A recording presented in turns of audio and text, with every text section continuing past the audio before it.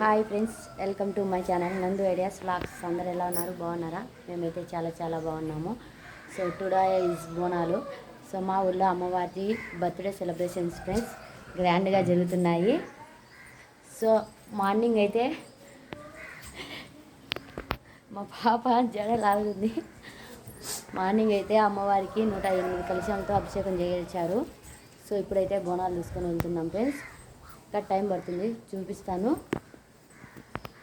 చూడండి ఫ్రెండ్స్. మా పాప ఇంట్లో అంతా చేసేసింది అనమాట. సో బోనాలకి మేమైతే రెడీగా పెట్టేసుకున్నాము.